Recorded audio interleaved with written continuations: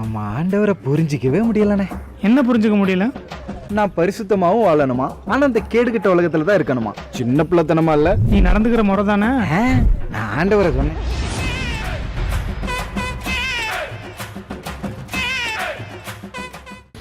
இப்ப என்ன சொல்ல வர?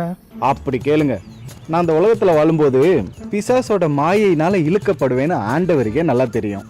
அப்படி இருந்தும் நோட் மை பாயிண்ட், ஏன் இந்த உலகத்துல என்ன வச்சிருக்கிறாரு?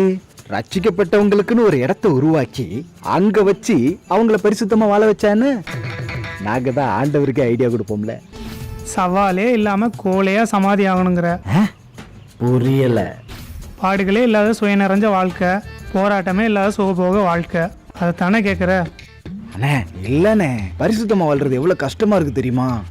மொபைல திறந்தாலும் பாவம், டிவியை திறந்தாலும் பாவம், பீச்சுக்கு போனாலும் பாவம், சர்ச்சுக்கு போனா கூட நாங்க இடற மாதிரி தானே ட்ரெஸ் பண்றாங்க.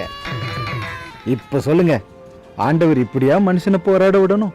போராடாத, சரணடைஞ்சிரு. மாம்ச பலத்தில் வாழ்ந்தா மண்ணைத்தான் கவனம். அன்னைக்கு சமாரிய ஸ்திரீட்ட இயேசு கிறிஸ்து சொன்னது தான் இப்போ உன்கிட்ட சொல்கிறேன்.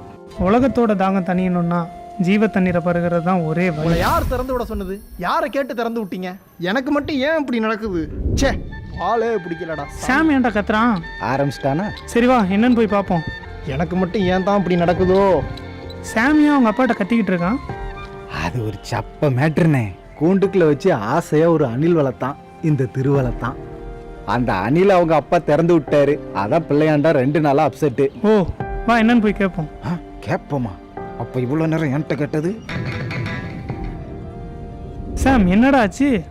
ஒன்றும் இல்லைண்ணே. என்னன்னு சொல்றா? நான் ஆசையா வளர்த்தேன் என்னோட அணிலை எங்க அப்பா திறந்து விட்டாருண்ணே.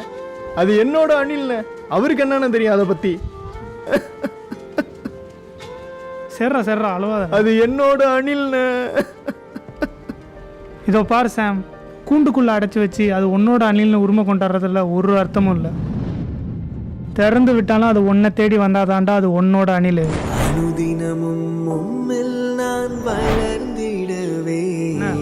புரியுதா? நம்ம ஆண்டவர் 4 செவத்துக்குள்ள வச்சு பரிசுத்தத்தை கற்றுத்தருவர் இல்லடா, நம்மளை உலகத்துக்குள்ள அனுப்பி பிசாசுக்கு சவால் வர்றா. நான் வாழும் இடங்களில் அழைப்பை மறவாமல் வெளிச்சம் கொடுத்திட வீரும்